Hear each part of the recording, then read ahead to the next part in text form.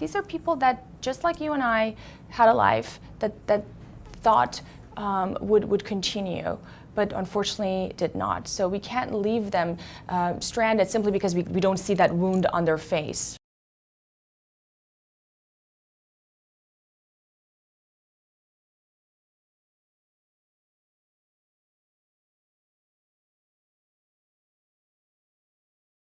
I spent a lot of time in the Syria border regions of Turkey, Lebanon, and Jordan, and I covered the crisis.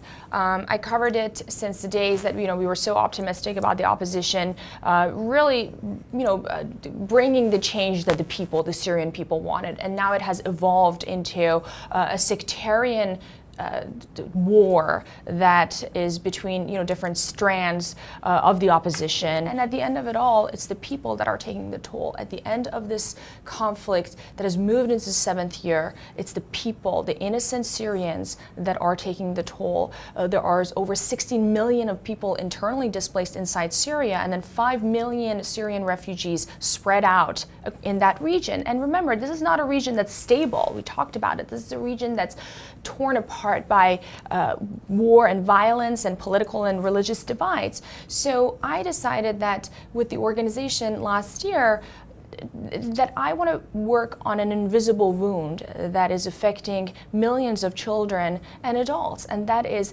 the impact of war on their mental health, psychological, and emotional status. And I use art therapy and vocational training to address these invisible wounds, the PTSD and trauma and psychological harms that these people endured. And I do that by hiring locals. And that's another thing. We want to empower the local workforce, whether it's in Jordan, Lebanon, or Turkey, to support the large refugee influx and work together in order to build capacity for a population that already, is feeling so much trauma, but also remember, they had lives back home.